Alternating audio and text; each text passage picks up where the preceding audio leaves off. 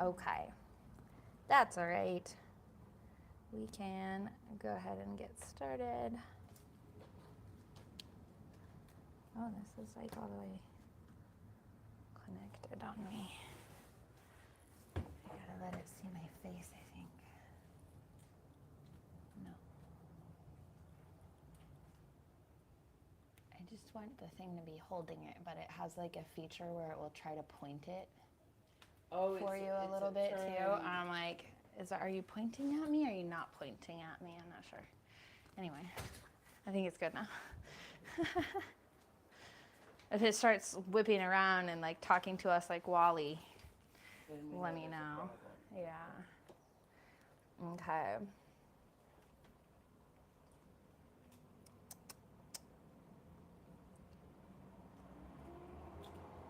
All right. Well, talk to me a little bit while we're waiting for Eva anyway about how your process is going. How did it feel to start memorizing some of those terms and got those directional, positional terms? Well, I'm feeling good about it. Getting comfortable. Jill and I are using those terms now. You know, when we talk about when I'm doing the piezo on her and Yeah, stuff, we're saying medial and lateral, Perfect. and prone and supine, and we try to use those terms now. So I love that. It's great to just make sure that you're integrating the vocabulary into the day-to-day life and start really creating that familiarity with it so that it is useful for you. can I have that little stool? Yeah. Thank you. Yes. We have plenty of time to get all comfortable while we're looking out for our last little friend. Okay.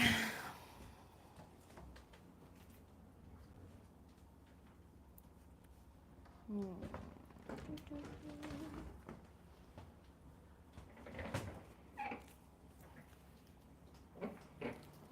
we'll be popping around some nervous system ideas today.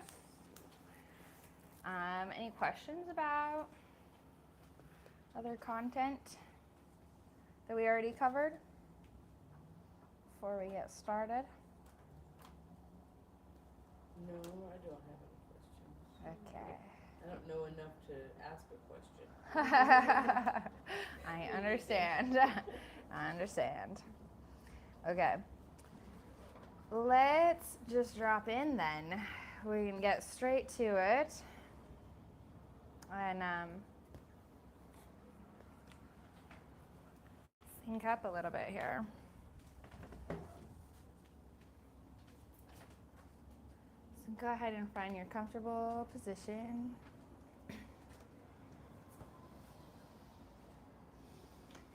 I'm sorry to getting more natural to take those deep breaths and check in to the body almost automatically as we arrive in our space of studying here.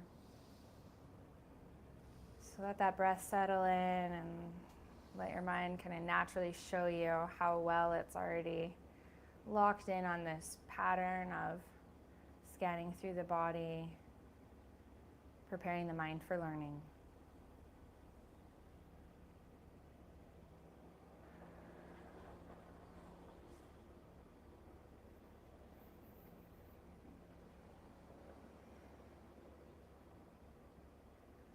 Just starting from the feet, rising with the breath, rising and falling. Letting that pattern lift and straighten you. Opening up space in the spine so that all of those postural muscles that hold the core of you in place are reminded to hold their position, to open up space for circulation, for all this activity that's happening inside of the body, keeping you sharp and fresh.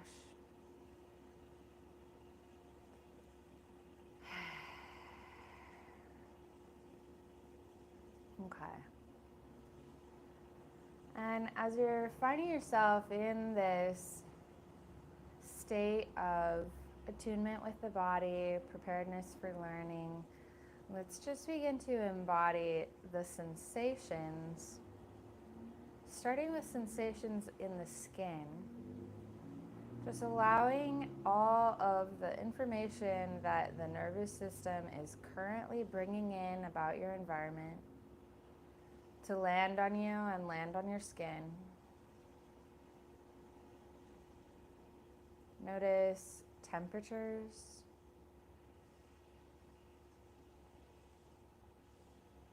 Notice any variation of temperatures over different parts of your body.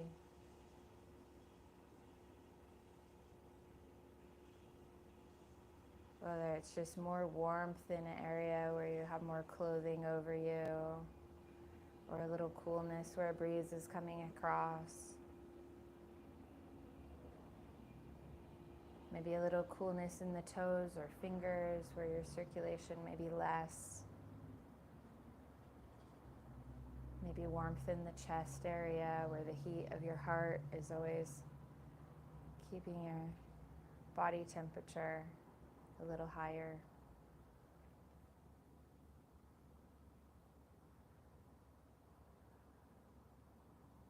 Notice any sensations of movement, the information that we get from the fine hairs and the very surface of the skin, of subtle air movement through the room.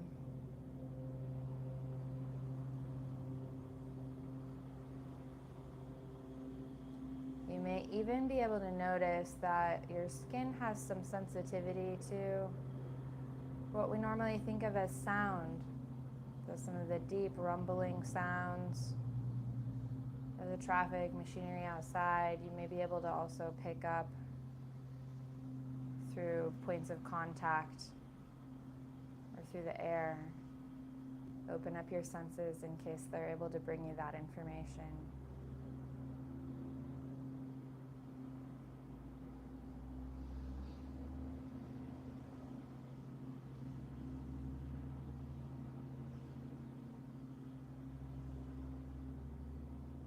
Notice any pressure, places where your own body weight is passing through your body, places where you're supported and held by your seat, places where you might be lightly touching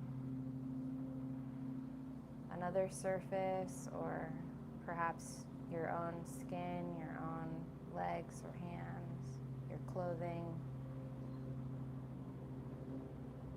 Just open up to that awareness.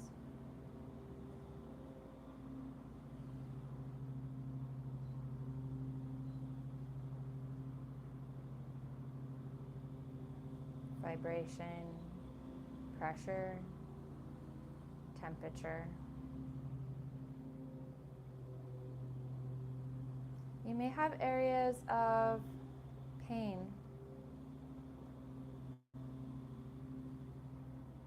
especially any areas of pain that feel near the skin. Let your mind just rest on those spots and listen to the story that they're telling you.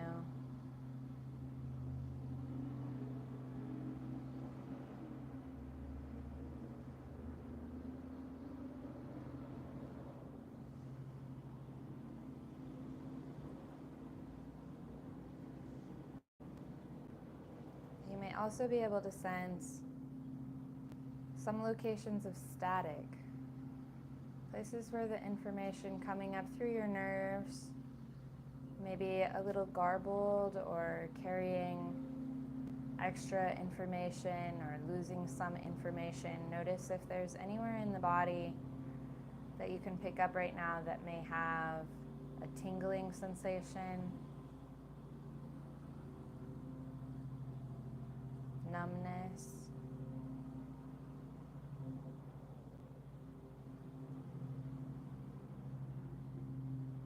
any pins and needles or falling asleep sensations.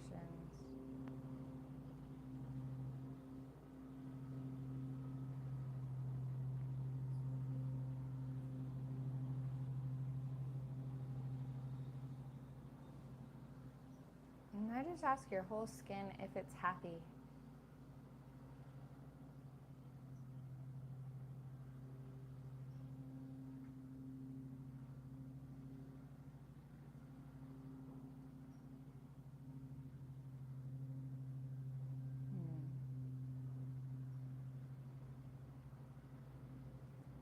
Let that awareness sink deeper into the core of you, out from the skin in towards your bones.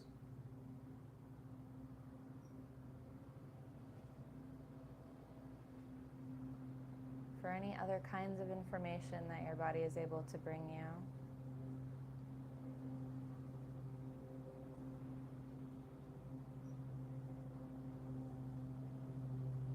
You may find, especially at joints, you're getting more information. Certain areas of muscle may be bringing you information. And as you're breathing and creating this wave of mechanical breath energy and also magnetic, electric energy of your awareness sweeping through your body,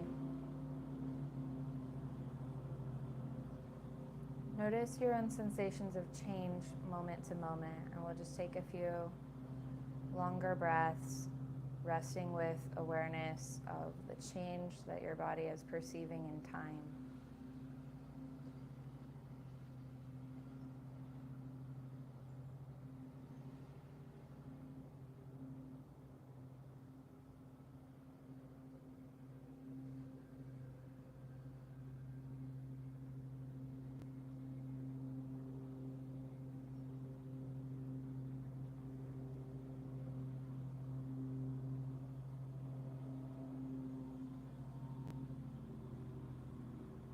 Go ahead and return to the surface of the skin, the sensations of the room, the sounds and lights. And rejoin us.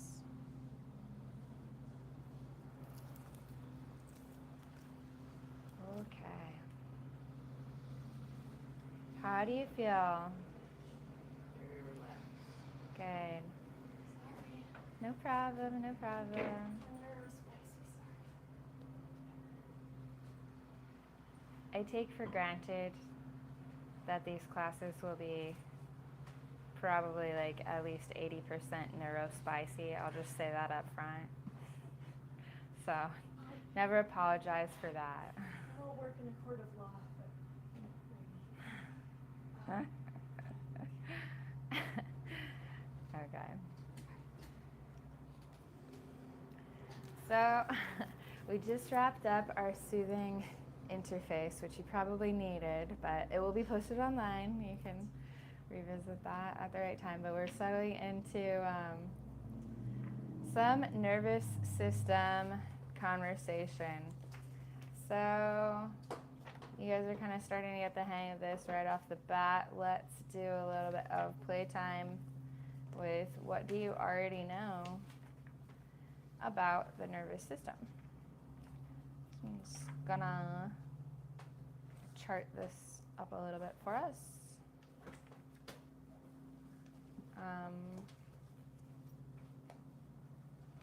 Let's see.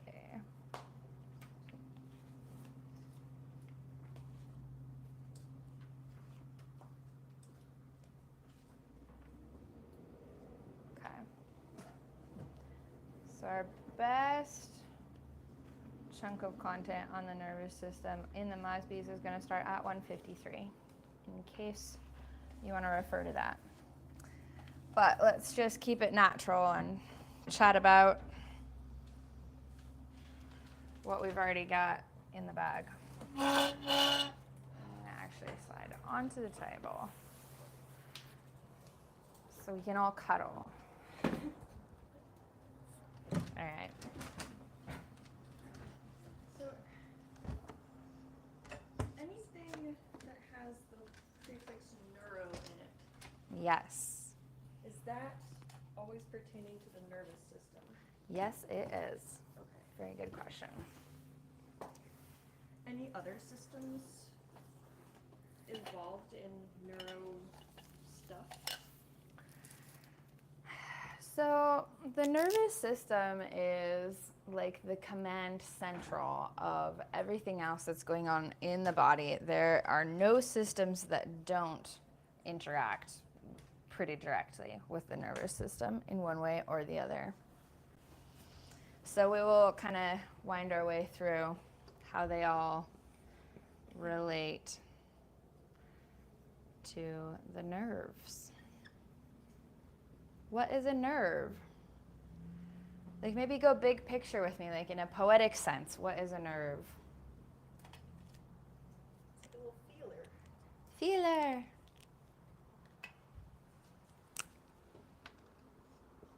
Mm-hmm.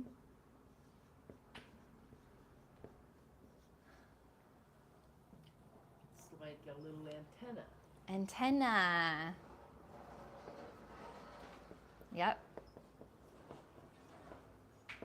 If you get on someone's nerves, you're bothering them. Mm-hmm. On nerves. You got a lot of nerve, girl. Ah, unpack that for me. Well, that would mean that you got some,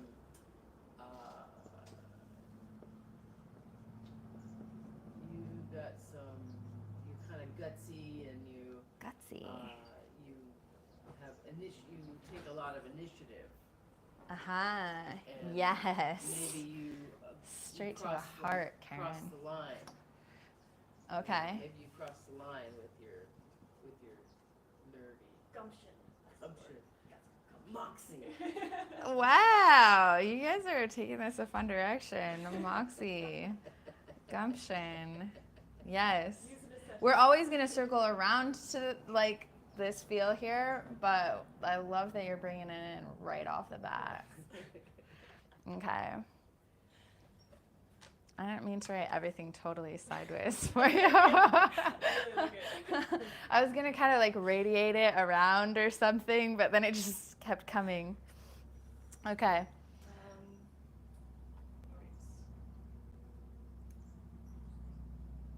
You can have different types of buzzwords surrounding like neuroplasticity or Buzz. I'm just going to capture that real quick. We'll come back there. Okay, plasticity. You can be neurodiverse. Diverse.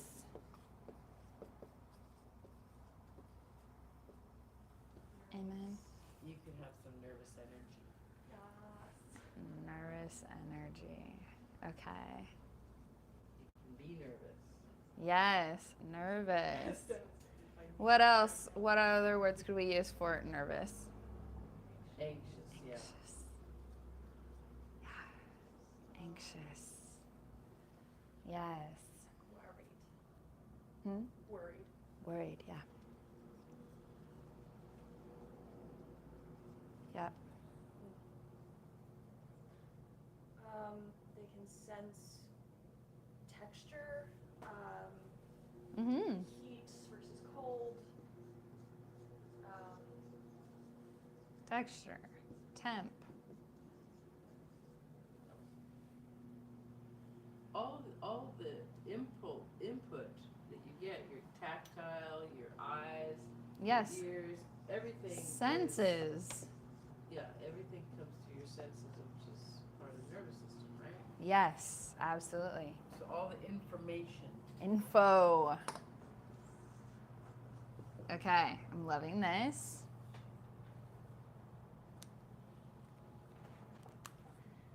So your impulses. Mm-hmm.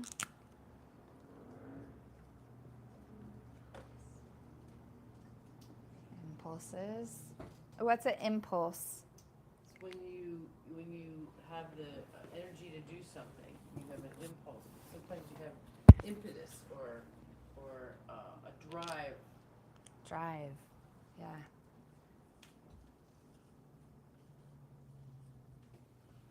Okay. Or you could have less autonomy in it, and it's a reflex. Reflex. Okay. Let's connect this.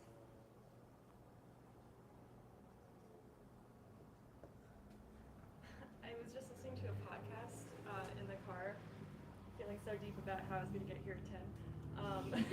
About how it's kind of a stereotype for people to talk about lions chasing or like saber-toothed tigers chasing humans back in the day, and how there's like the impulses to react out of fear to certain stimuli Right. may root in that, but there's also a whole variety of like other things that were going on in the world to humanity or to monkeys or whatever. Absolutely. That would contribute Absolutely. to our gut. Having these Yes. reflexes on the impulses. Yes. Yeah, that's an interesting one. We always end up circling into that. People love to talk about like, oh, we have anxiety because of there used to be saber-toothed tigers. And like, you know, they'll make the story longer, but they'll basically talk about saber-toothed tigers, and that's why everyone is scared now. And I just always like to point out, like, yes, from very, very ancient evolutionary history all the way back, like we've got lobsters with a lot of the same like endocrine technology that we have. And so like, okay, that's there. The cortisol, the anxiety sensation is like, it's very old, and it can go back to like prey times in our systems. But from the window where humans were humaning, our biggest concern has always been each other. And in the window of time where like a lot of these specific behaviors kind of got picked up into cultural behaviors, we've mostly been trying to protect ourselves from the danger of other humans, much more so than like food chain predation. Apex predators. Yeah, we've been the apex predators for a long ass time on this planet. Like, we are not new to this.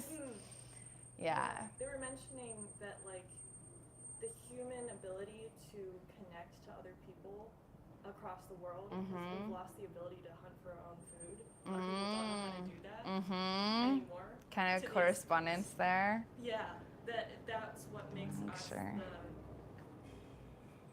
the top of the food chain, is the ability to connect to others through fiction, storytelling, Yes, exactly. Imagination.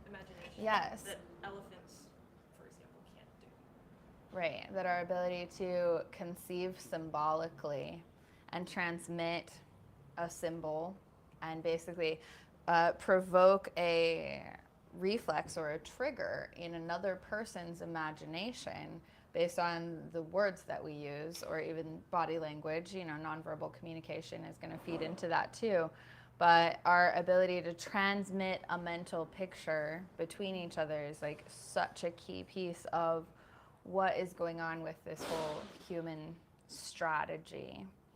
So yeah, this is exciting to jump into it. So let's talk a little bit about the structure of the nervous system. I feel like you guys have a nice overview of how it fits in there.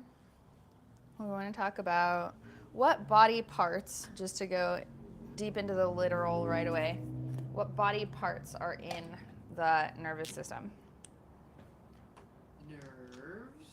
Nerves. And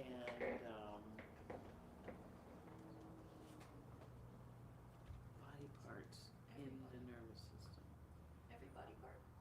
Every body part talks with the nervous system, has some kind of way of interfacing on some level. Parts of the nervous system. Well, you got your autonomic nervous system and your the other one, which is the parasympathetic.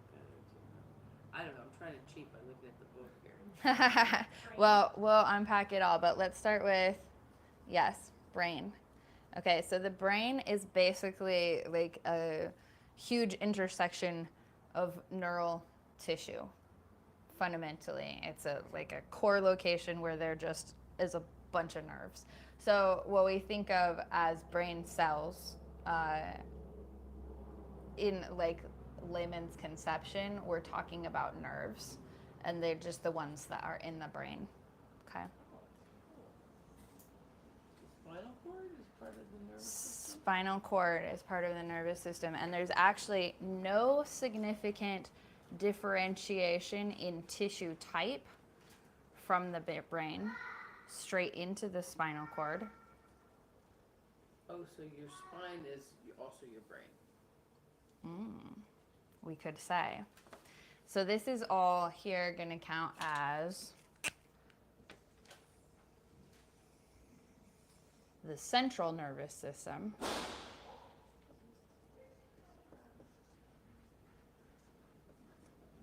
Or CNS. Okay? And then all of the other nerves that are rooting off of the spinal cord and kind of weaving out down the arms and like, you know, doing this like tree of life pattern, diverting smaller and smaller into the whole rest of the body. And so these ones that are outside of the central nervous system are just going to be called the peripheral nervous system, because they're in the periphery of the body. Or PNS. Okay? So these are terms to save. And I'll try to like keep this organized because there's a little bit of difficulty in picking up nervous system information. It's a bit different from the rest of the body in that there are big chunks of it that are like we have to kind of cognitively divide it multiple different directions. And so spatially, we're going to talk about the central nervous system and the peripheral nervous system. So this is a pairing, and this means the brain, the spinal cord, versus the peripheral nerves. We've got one more kind of important nervous system type of part that we want to capture here. Are the plexuses considered in the peripheral nervous system? The plexuses are kind of at intersections, which is what makes them interesting, is that the central nervous system is like rapidly kind of dividing off, and so then the plexes are where it's transitioning from central and then becoming peripheral. And they reconnect too, right? Like Yeah, they can weave back into each other. Really interesting structure. Yeah. branches. So you got the that. impulses themselves part of the system that you're looking for? The impulses? This is a great thought. The impulses are, will kind of distinguish that as this is matter, and the impulses are energy. And so they're not exactly parts. They're the wave forms of what we're talking about. And this particular grouping of the central nervous system, peripheral nervous system, we're still on the particle variant of reality. But we will get into how the like electricity of the nervous system works as well. Okay, I'll teach you guys forward. Okay, thank you. At the ends of nerves are receptors. Receptor. Yes. That's what gets the signal. Exactly. So these are like really specialized little doodads that are tucked away everywhere in the body. They're really beautiful and really complex, and I wish that we could spend like a week just talking about nerve receptors, honestly, because they're so fascinating. But what we'll start with for right here is just this idea that the receptors have a structure that allows them to pick up specific types of information. So what types of information? We started kind of like bouncing a little bit, but let's in a little bit more structured way just get out what types of information can we get on nerve receptors. Heat? Yeah, heat. Pain? Pain. Cold? Cold. Sticky. Texture. Oh, okay. Wet? Yeah. Fluid. Okay. What about about the ones in your tongue, like taste and? Yeah, that would be special receptors, and we'll circle back into the like special senses and go a little bit more deep into that. But generally, your whole body can pick up exactly vibration.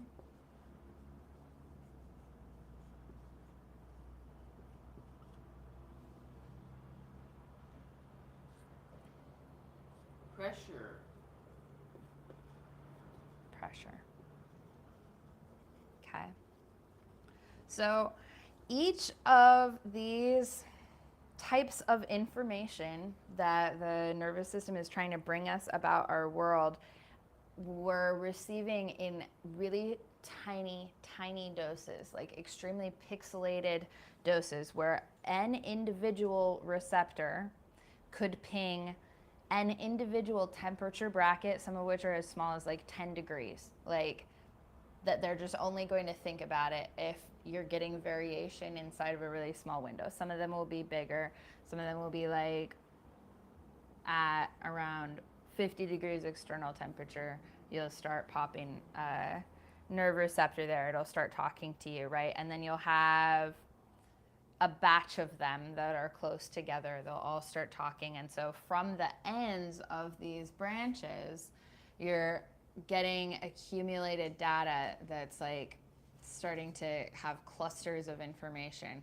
And so this information is traveling up the nervous system into the central nervous system. It starts to be processed.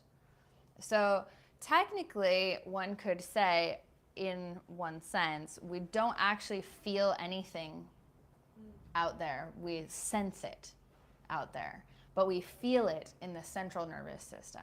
Does this make sense? Mm-hmm. Yeah, because that's where it's interpreted as. Exactly. Right, that it turns into our experience when it starts to be processed in the central nervous system. Yeah, so something's happening, we don't know what it is till it gets to the brain. Right. It's like lightning striking and then the sound is a couple seconds later. Exactly, right. And so there can be a bit of delay.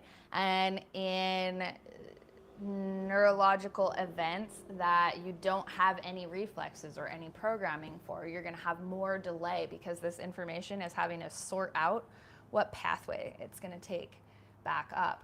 But information that you've received 100 times already has an established pathway. And we'll talk about why that is a little bit also. Does stress play a role in sensation? Absolutely. So if you're like yes.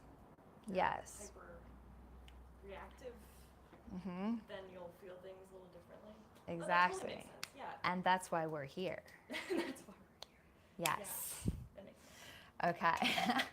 So this is our idea. These locations, this is our like most like material-based physical way of thinking about the nervous system. Central nervous system, peripheral nervous system, and it's got its different pieces, okay? Are the emotions part of your nervous system? I mean, is that great question. something, or is it some other system? Yes. So emotions, if we're already kind of on this distinction between we have senses out here and then we have feelings out here, most of your emotions are technically going to process more or less in there. And this is where basically like what we felt down there starts to take on meaning. That we have the ability to predict. I sensed this type of pain and cold or whatever before. I felt this combo of frostbite coming on. I now can have an emotion about like the anxiety, the anticipation, the like need, whatever. And so then when it turns into an activation, an emotion, right? We get a directionality toward our behavior. out of the meaning that we I'm extracted. gonna have frostbite. I'm gonna lose my I'm gonna toe. do something about it. I'm gonna get hurt. It's gonna be a big Yeah. outie. I don't feel good about that. Right.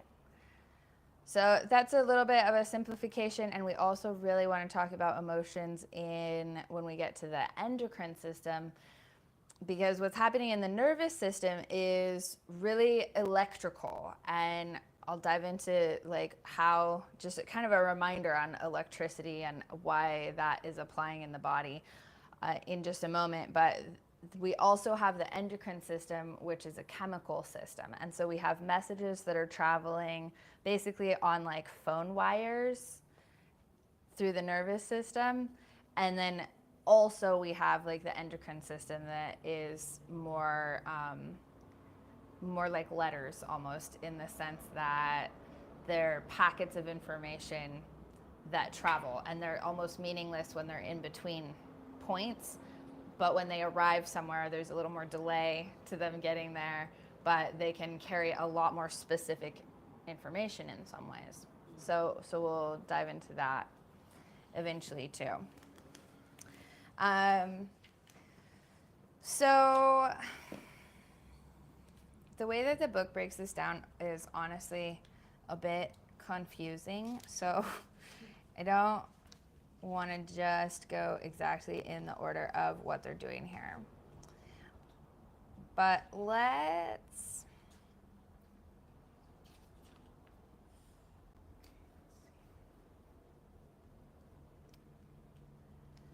jump into, we've got the idea of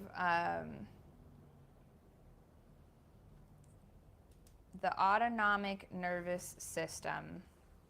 Autonomic as in like automatic, the book's saying self-governing also, or the involuntary system. So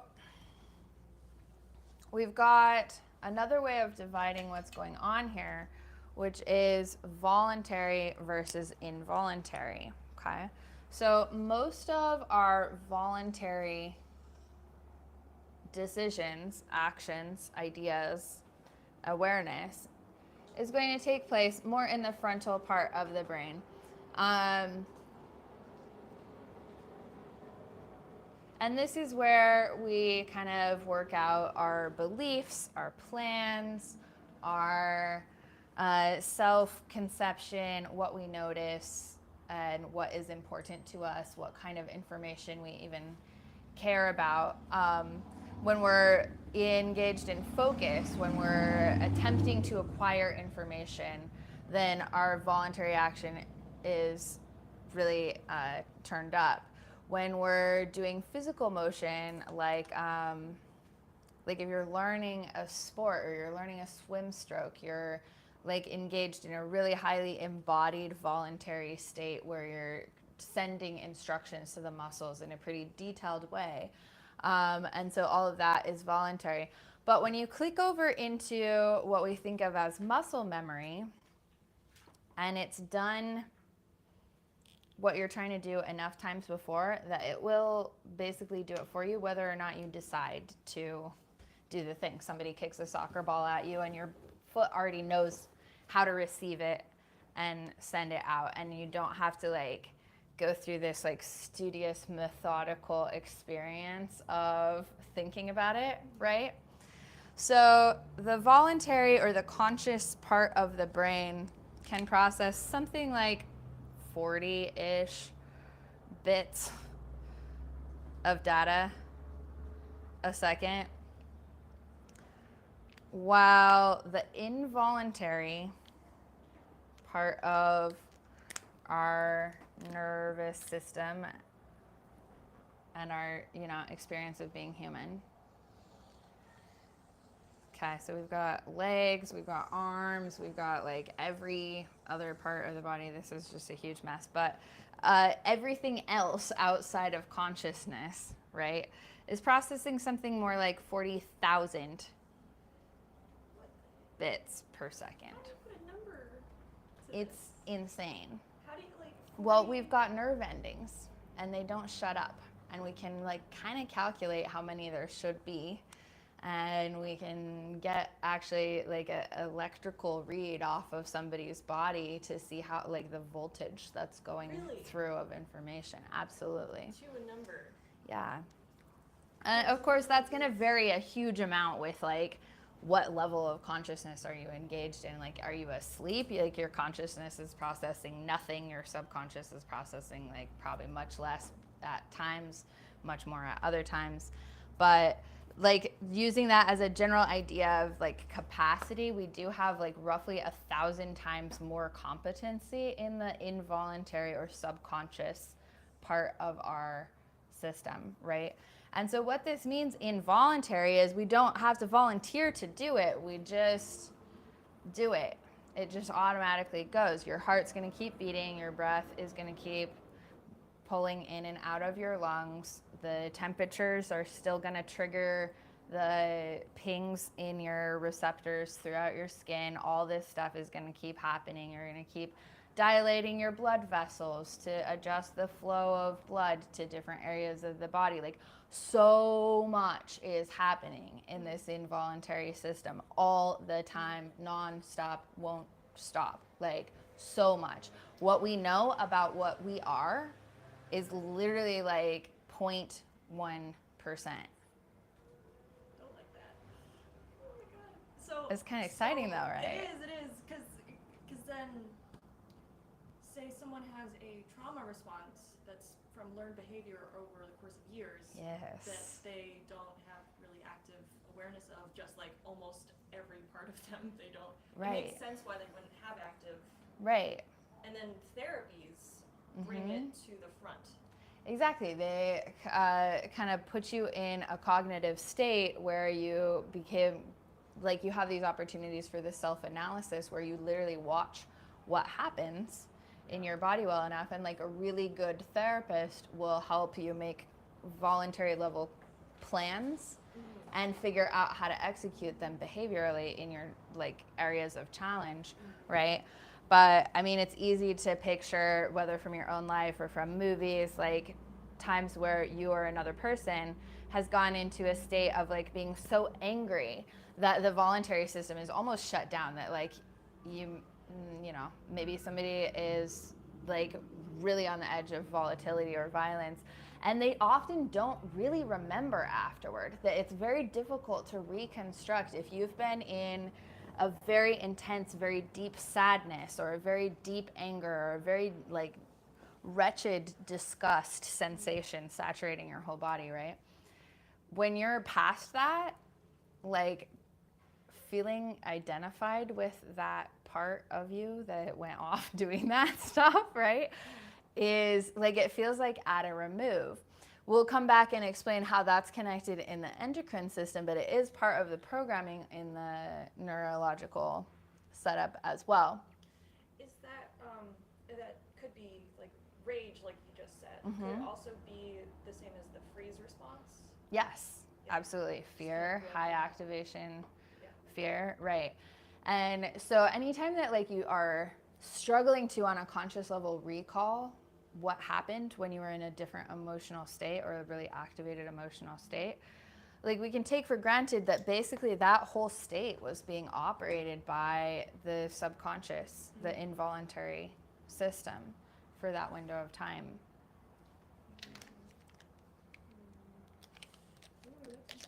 Yeah. And it does get conditioned, of course. So you guys, I'm sure, are kind of familiar with the like Pavlov's dogs story, right? Somebody give me a highlight on that. Fresh me up on Pavlov. Well, the scientists wanted to find out more about the responses that could be programmed into a dog or a person or whatever. So yeah, studied when you give them a treat or something like that, what kind of responses would happen. And so they discovered the saliva would start being produced when he rang the bell or whatever, that he was going to trigger, there was going to be a treat. Right. So you could make the dog salivate. And what's super interesting about that is, of course, salivation isn't something that the dog's like, oh, I'm starting to expect a treat will come. I better activate my salivary glands, right? Like, we're not doing that, the dog's not doing that. It's a totally autonomic function. And what they often end up kind of, that was a great summary. Thank you, Karen. That's the important part. Something that gets left out in the like kind of full anecdote a lot of the times is that conditioned response continued to recede for the dogs, like into further and further back. So when they kind of changed how they were handling the bells, then the salivary response started going to the door unlocking. And when they changed the locks, they messed with the sensory input so that the autonomic system couldn't have that directive anticipation and like shuffled it in various ways.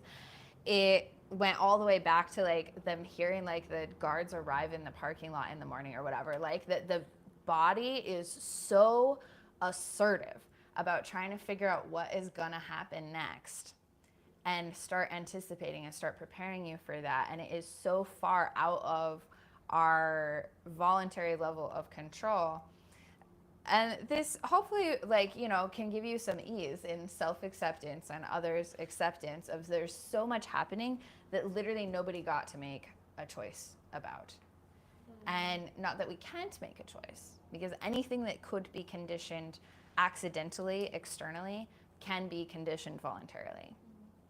But if they didn't at that time have a choice in their own conditioning, you or other people, if we didn't get the choice yet, if we didn't know what to do this programming, like that really explains a lot about the conflicts that we have, the struggles that we have, the like wishes that people would be different or that we would be different from how we are, right? But we're just not. This is just nature. We're just here. Just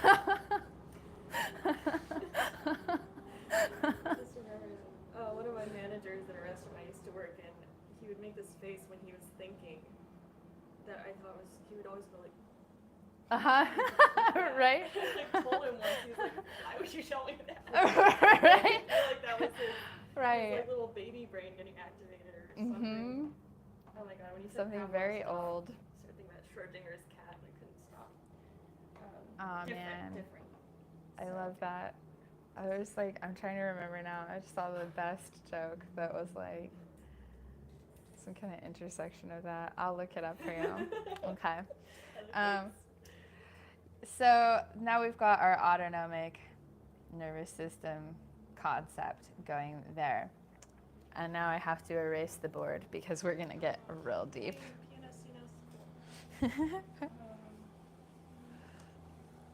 Thank you for tolerating my really interpretive. I need to apologize to that man. He's not okay. I'm getting a call. 844. Just decline. Thank you. Sorry. I forgot to put it on. It's all right. Okay. All right. Let me conceive of this for a moment. What we need to talk about next is the sympathetic versus the parasympathetic nervous system. And I think drawing a picture is actually not going to help at all, so I'm going to not do that. But on these nerve pathways, which we've kind of discussed, we've got a little picture of a guy on 156. I'll pull up one of these. So just for the sake of visualizing kind of where they are, you've got these like larger nerve pathways. You've got the plexes and you've got the nerve roots, and then they're spreading out and they're going out in like cotton candy all through our persons. But in understanding the sympathetic versus parasympathetic nervous system, what we need to know is that there's different sets of nerves going to different areas of every part of the body. Okay. So innervation is the term for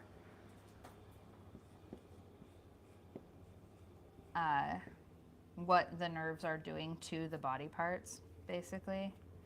Parasympathetic. Parasympathetic.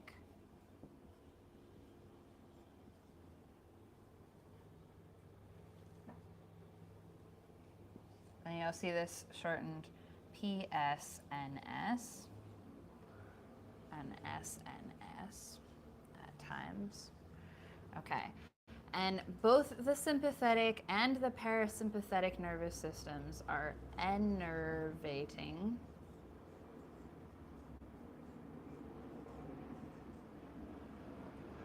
Everything. Each. So there's two of them. Okay. So I want you to think of the sympathetic and the parasympathetic nervous systems as basically giving us the capacity to drive our body as though we were driving a car. We have a gas pedal and a brake pedal. Massive oversimplification, but bear with me. Start out with this. Okay, so when we need to accelerate on a fundamental level, we need more activation. There is something dangerous to us. There is an opportunity that we want to quickly access and make sure to lock down some kind of resources or goodies. There is a opportunity to collaborate with a family or a group, a tribe, to integrate and receive community support. This is especially important for humans. There's an opportunity to mate. The sympathetic nervous system is going to, on every level, at basically every cell, start activating stuff. And whatever the part of the body can do to help you, it will do. It will switch over and kind of prioritize that. So in a really high level sympathetic state, you'll feel shaking. You'll feel literally like voltage going through your body. That nerves before you walk on stage, if you're gonna do some kind of performance or go out and do a competition of some kind, where your body is completely autonomically, involuntarily activating access to just a huge amount of potential energy. You'll have a much more focal consciousness, so a tendency to be focused on a point versus the parasympathetic system where you're just receiving kind of all the different types of information. You'll be ready to go in a full sympathetic state. A parasympathetic state is going to be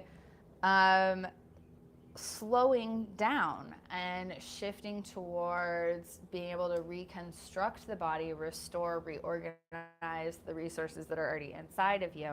So, of course, you're going to have a lot more sympathetic action during wakefulness, more parasympathetic action during sleep, but both of these systems are actively modulating all the time through the day at their heightened states, in the sense of when the sympathetic nervous system has significant dominance in that second by second you're doing more sympathetic activity in a substantial ratio. This is going to be fight, flight, freeze. And they've added fawn. This is something that we needed to do when we started studying women.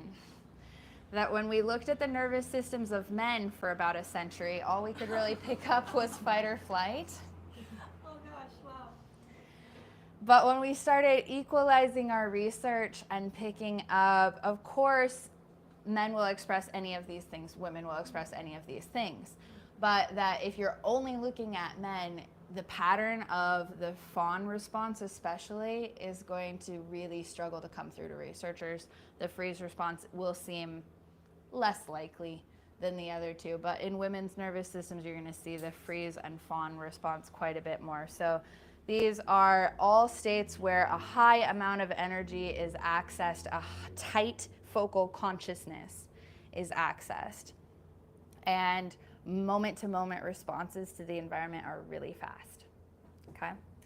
So are the sympathetic and parasympathetic parts both in the involuntary brain? Mm-hmm. Okay, because I was thinking that sympathetic would be more voluntary since you're gearing yourself up, but it's not. It's not that. It doesn't have reacting before exactly a panic attack. Yeah. Nobody chooses a panic attack. Right. But when the sympathetic activation spirals out of control and just goes above and beyond what you can possibly use in the environment that you have, and you're having to like restrain your behavior to resist doing something that you do not choose, that's usually when a panic attack is going to kind of intersect, where the energy is available, but the behavioral outflow is so challenged that it like makes us literally feel crazy. Versus the parasympathetic system, which we'll define as the states of rest, digest. Okay.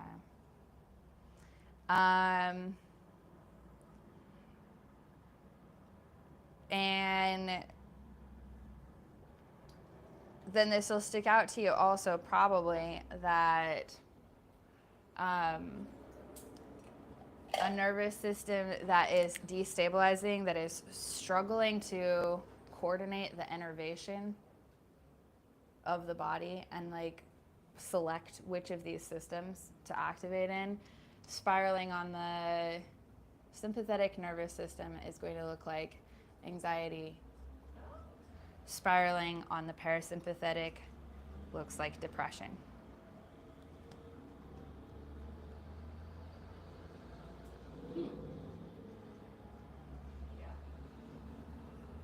Yeah. Okay. And so then that starts to reveal that if we could have coordinated movement between these two systems, then we're going to really reduce the wear and tear. And if you go back to this gas and brakes metaphor, think about like if you are riding the gas really hard, this is hard on the vehicle. If you are on the brake, you're not going somewhere. You're just not going anywhere. If you are switching really rapidly back and forth between the gas and brake, like maybe you're doing some kind of technical race course driving, and that's cool. But like if you're doing this in casual day-to-day use, this is usually a sign of like basically not looking far enough up the road. Like that if you're paying attention to what's coming down the road at the right distance ahead of you, you're not going to have to slam your gas and slam your brakes. You're going to have a smoother transition between them. If you are riding gas and brakes at the same time, you're screwed. You're burning out gas so fast, and you're wearing out your brake pads, and it's literally exactly the same in the body. So people can be engaging both the sympathetic and the parasympathetic at the same time. Yeah. And that's a pathological.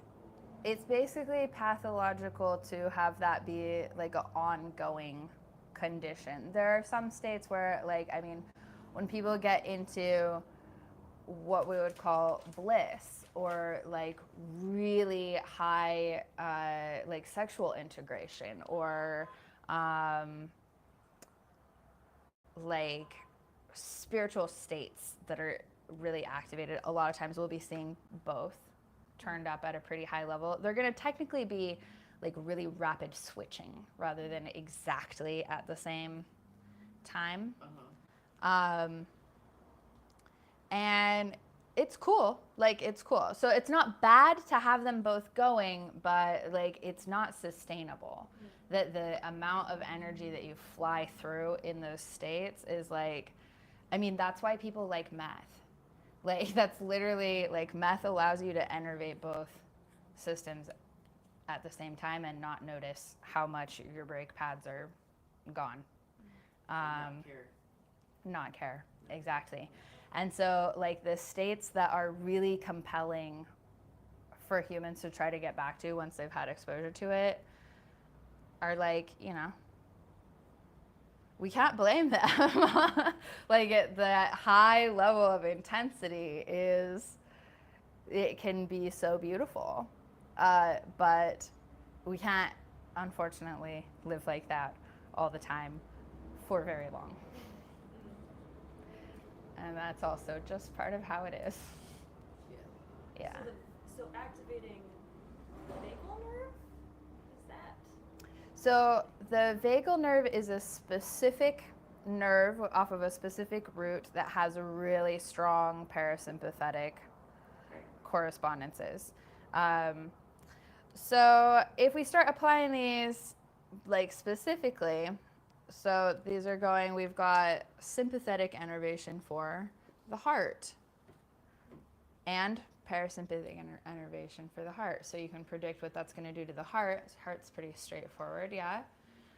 If we activate the heart parasympathetically, then it will start to calm. It'll slow down. Yeah, it'll speed up with the sympathetic. Pretty similarly with lungs.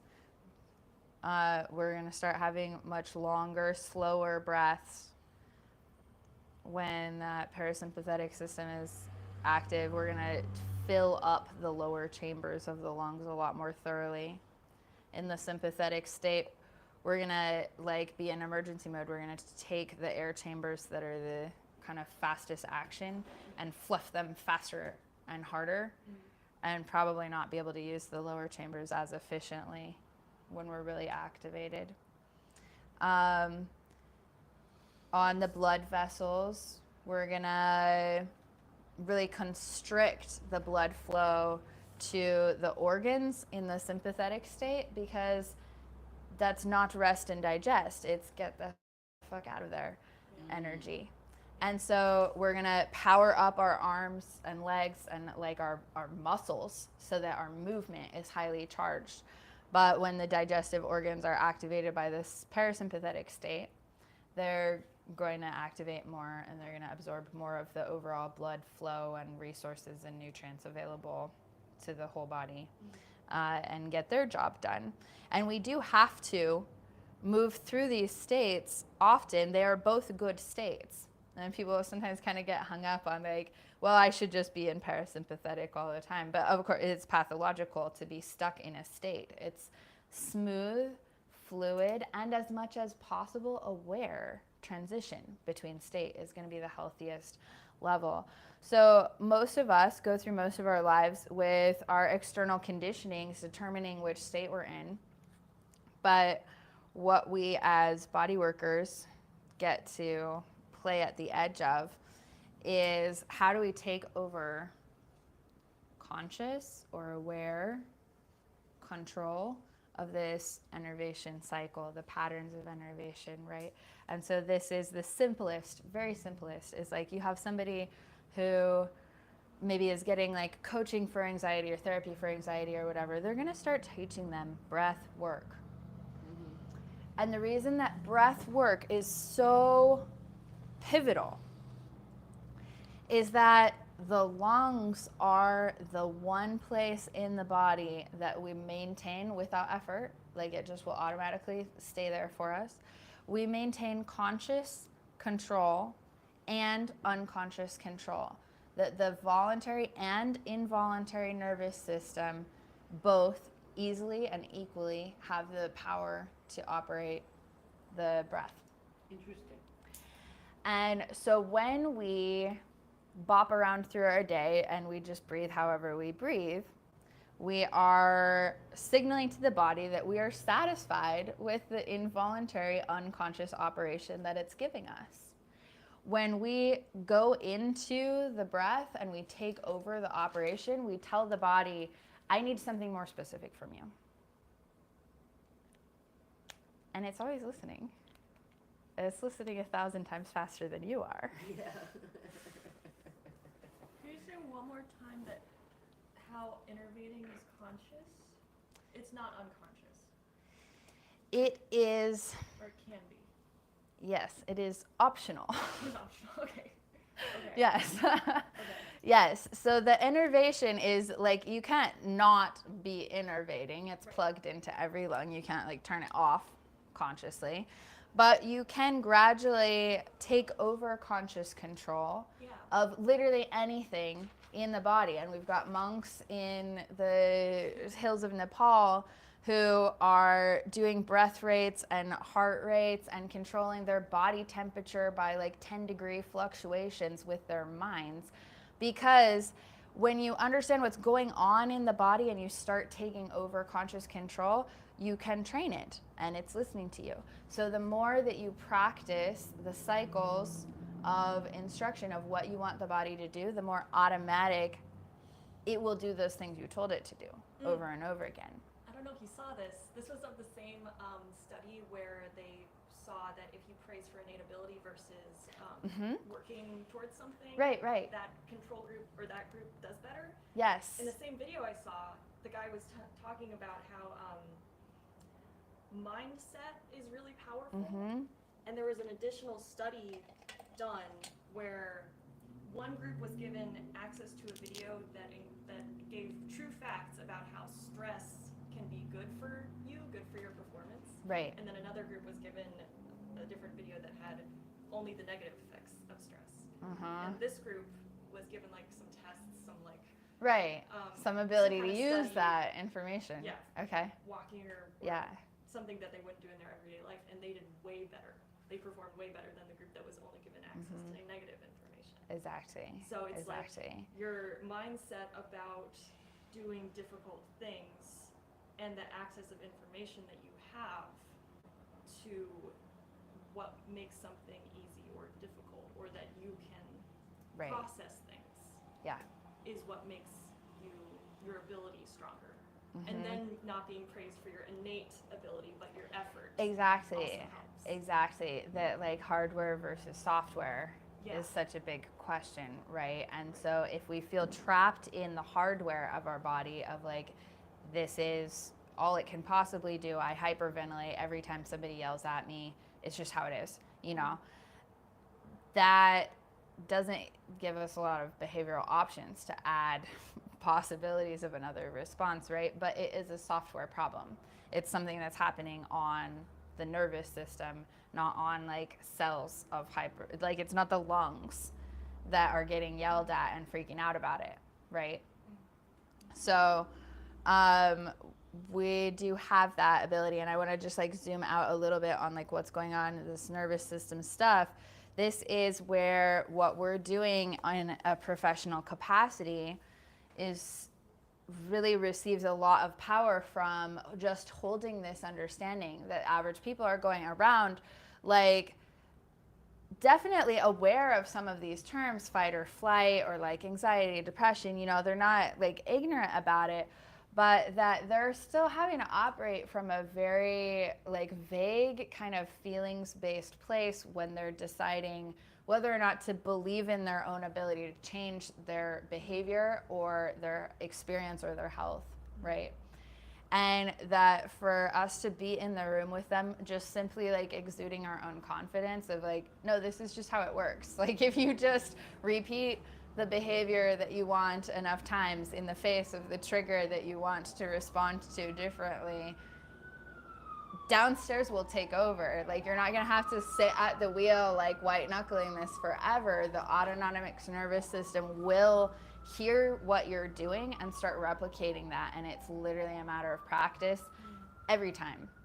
And knowing that and believing that to the extent that people who basically felt like their anxiety or their depression or their chronic pain from postural issues from emotions, that they think that there's like non-negotiability about that part of their experience, and just being with you, just their nervous system being able to reflect in your nervous system that there is a bigger possibility than that, and change could happen, does happen, like it predictably happens. Like I think that that's at the root of like what we often see or would describe as faith healing even, is that somebody who has seen a lot of people suddenly just stop having a problem when they realize where in their nervous system the problem is being generated. Like they don't have to know physiologically where it is, but that they suddenly realize a different thing could happen, so they just do a different thing. You know, that like a practitioner who can inspire that kind of faith, essentially, whether you're metaphorically directing it at some kind of external entity or not, it doesn't really matter. That might help with the focus for a lot of people, so there's nothing wrong with that. But that you holding the complete faith in the nervous system and how the body works and the potential of healing, like, it doesn't have to be woo-woo. Like, it can be, that could help, but like, you literally can completely, from a place of what we can look at in microscopes and radiography, and like, we can look at this and watch it happen from purely a material scientific standpoint. We have the ability to believe in the change capacity and the healing capacity of the human body, and to hold that just a little harder than your clients do is incredibly empowering for them. Yes. We need a comfort break. Yes, absolutely. You are right. We're ticking into our second hour, well into. Go ahead and take 5. I want to see voltage now. All right, let's do voltage next. Oh, that's a thing? Sure. I mean, I'm not going to actually pull out equipment and show you, but let's talk about it. Holy cow. I'm going to stop this truck so that we can have not too long of a truck. Oh, I'm suffering from not meditating at the beginning. Oh, no.